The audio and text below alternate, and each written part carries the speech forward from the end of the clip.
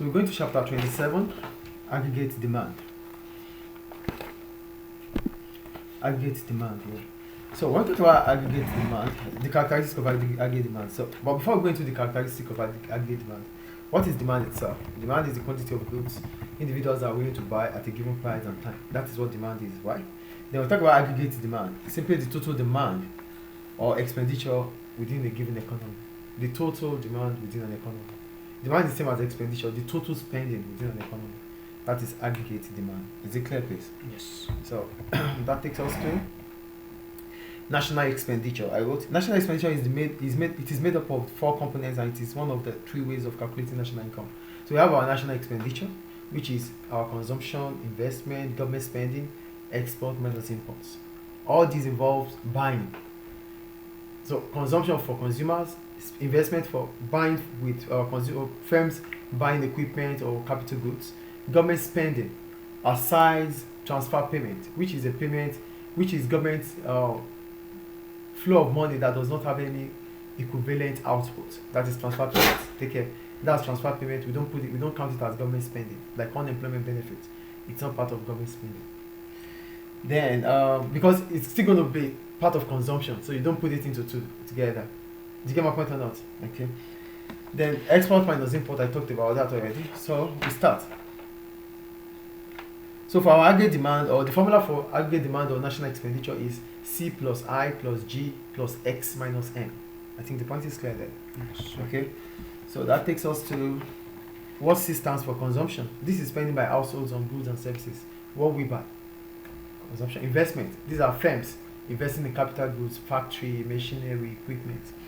Then government spending. These are wages paid to workers, salaries paid to workers. Investment in capital goods, new roads, new schools, new hospitals. These are all government spending. I think it's clear. Any question about that? Okay, great. So you can have that. Then that takes us to the aggregate demand curve. Are you there? So the aggregate demand curve I wrote, it shows the relationship between the price level and the level of real expenditure in the economy. So when I talk about the price level simply means the average level of price within the economy. The average level of price within the economy, the total. So note, to get our price, there's always going to be price changes every now and then. That's why we have the CPI, Consumer Price Index. It tells us changes in price over time. And as soon as we know changes in price over time, it leads us to knowing that there's inflation in the economy or there's no inflation. I think the point is clear there, Yes. right? Great. So, the demand curve. So the demand curve I wrote here. The demand curves are nearly always downward sloping. Why is aggregate demand curve the same shape with demand curve? The answer is that the higher the price level in the economy, the less they can afford to buy. So it's always downward slope because the higher the price, the lower the quantity demanded. The lower the price, the higher the quantity demanded. So that's why it's downward slope. If the price is increasing, the quantity demanded reduces. If the price is falling, the quantity demanded increases. There's always inverse relationship. So we can graphically represent that as this. This is the graph. So this is an aggregate demand curve graph. So as income level falls as price increases from P1 to P2, the level of income available for households will reduce from Y1 to Y2. So that means the quantity demanded will contract. This is about movement along the demand curve for price. Are you with me, please? Yes. Okay. So I wrote, the rise in the price level from P1 to P2 would reduce the income available to buy goods or services. Therefore, the AD would contract from Y1 to Y2 and vice versa. So if price level falls from P2 to P1, the income level will increase. That means what is available for household to spend on the same quantity of goods, they will spend less on the same quantity of goods if price falls. So that will increase the income level from Y2 to Y1. Is it clear? Yes. Great. So what are the ways in which price level changes affect the components of expenditure? What are the components of expenditure? We have consumption, investment, government spending, export minus imports. These are all components of expenditure. Put that in mind, please. So how will changes in the price level affect these components? So that means changes in price level will bring about contraction or expansion. So we're going to start with consumption first.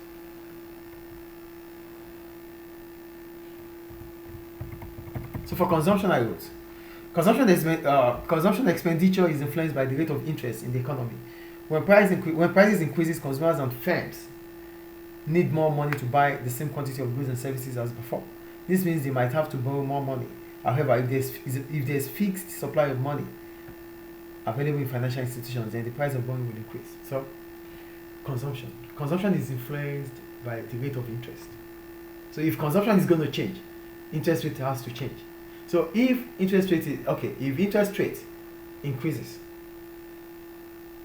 if interest rate increases in the economy, it means whatever I need to buy, I need more money to buy. I need to borrow more to buy whatever I used to buy before. Do you get it? So to borrow more money means if the money is not available in financial institutions, because the financial institutions might have a fixed money supply, so they can't exceed it. If they cannot exceed it, it means demand for money will increase more than the supply of money. Sorry. So if the demand for money increases more than supply of money, it means the rate of interest rate will increase also. So that's the point they are making here. So borrowing will increase. Do you get it? Yes. Any question about that? No. So a rise in interest rate will lead to a fall in consumption, because interest rate is increasing, price of borrowing has increased. So that will bring about contraction in the aggregate demand curve, because borrowing has increased, spending will fall. People will not have much to spend as they used to spend. That is about consumption. Do you get it? Another point about consumption that was not written here is about the wealth effect. You see, another way rise in the price level affects consumption. That is the last paragraph there. Are you reading it? Another way a rise in the price level affects consumption is through the wealth effect. A rise in price level leads to the real value of individual consumer wealth being lower, because a rise in the price level means, so before now I have 10,000 with me as at now. So tomorrow the price of goods has increased to what I used to, the 10,000 could buy tomorrow has increased. So that means the amount of money available with me is worthless. Do you get the point here?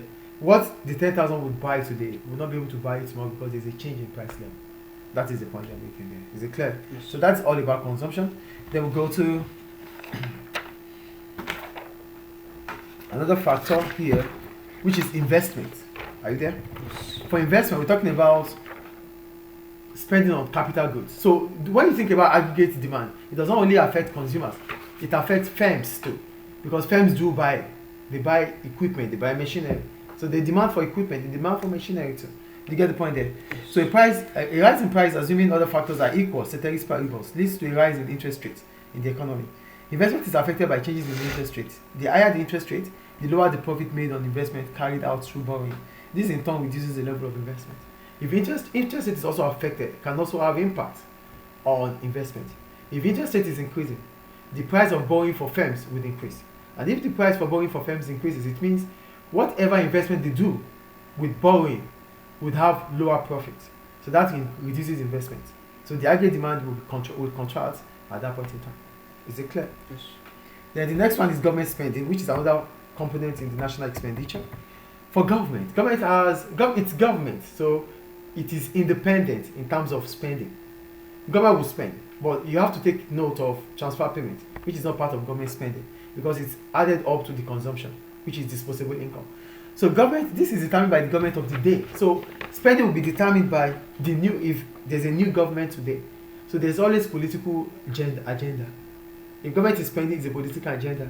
Government might choose to spend now because they are seeking for re-election next year. So they want consumers to have more money right now available to them. So maybe that's why they are spending. So it's always political agenda. So it is independent. I think the point is clear. So if aggregate demand is going to increase, government spending would increase. If aggregate demand is going to fall, government spending would fall.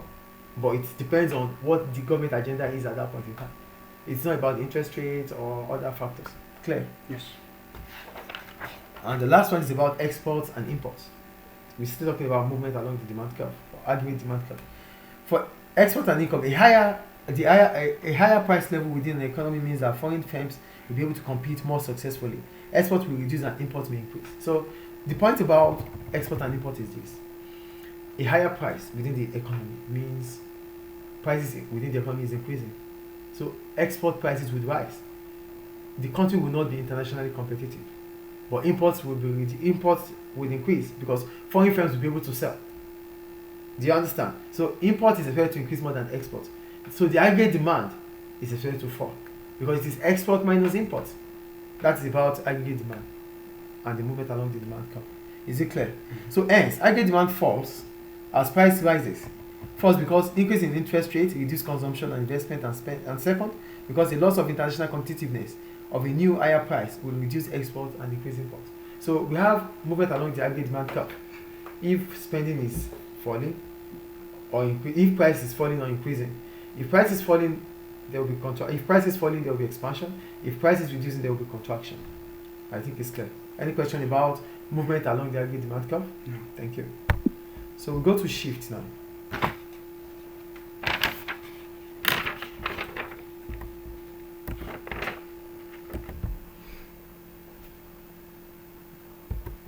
So we'll go to shift in the AD curve. Shift in the AD curve. So there's shift. Here I go. The AD curve shows the relationship between the price level and the equilibrium level of real income and output. Shift in the AD curve will occur if there is a change in any other relative variable apart from the price level. So we have a shift in aggregate demand curve if other factors change, variable factors change except price. Price remains constant. We have movement because price is changeable, and other factors remain constant.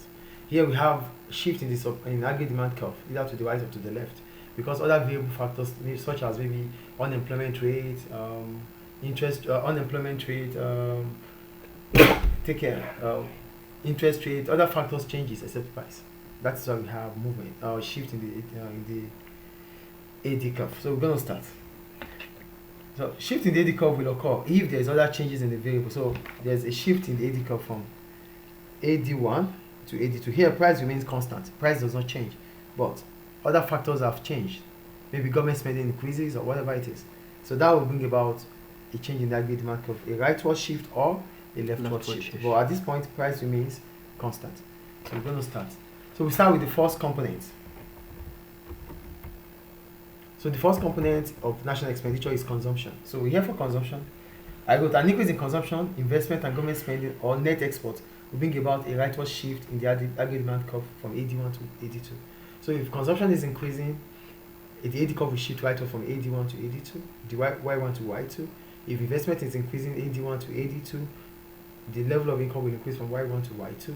And government spending, if it increases too, it will shift from AD1 to AD2. But for price, it brings about contraction and expansion. So what are the reasons for the shift in the AD curve on expenditure? Number one, for consumption. So I wrote for consumption, a number of factors might increase consumption spending at any given level of price. For example, a fall in unemployment rate.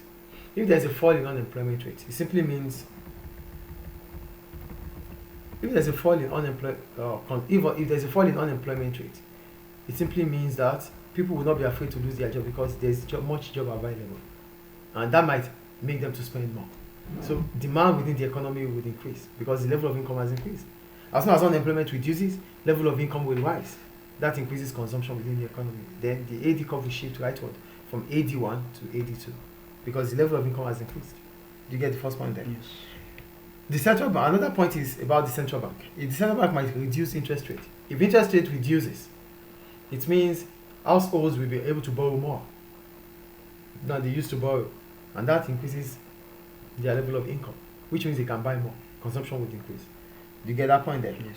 So now I wrote the central bank may reduce interest rate, which encourages borrowing. A substantial rise in stock. Okay, that's about borrowing. Then a substantial rise in the stock market.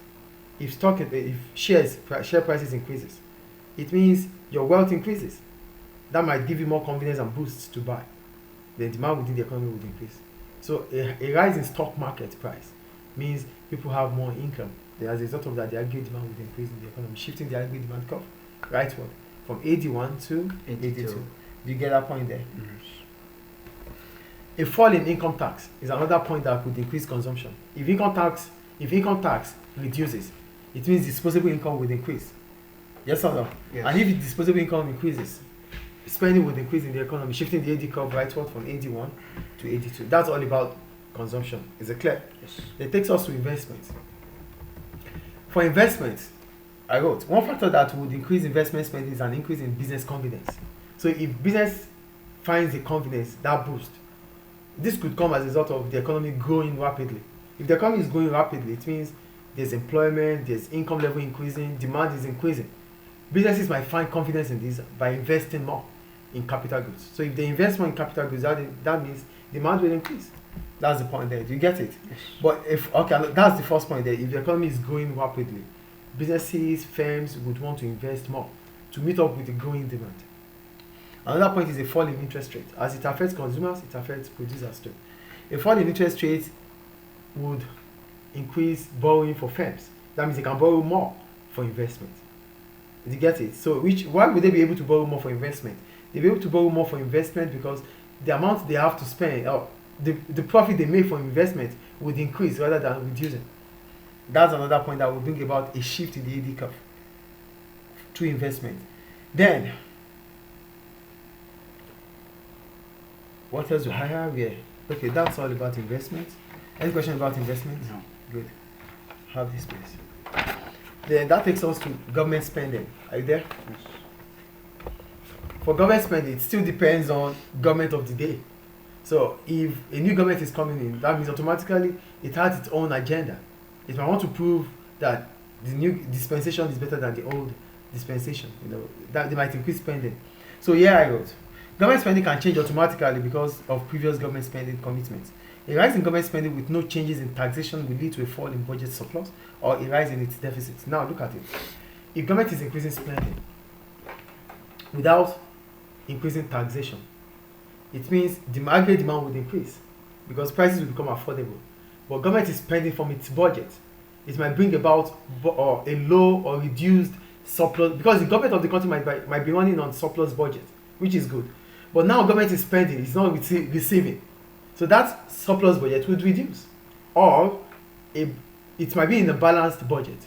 Now an increase now will bring about deficit, which is not good.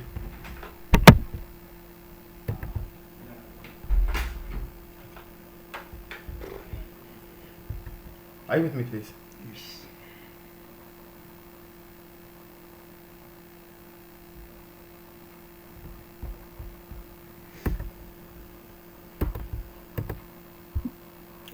So, for government spending, like I said earlier, government might be running in a balanced budget. If it's running in a balanced budget, as long as it increases its spending, then it goes to deficit. That's why I said,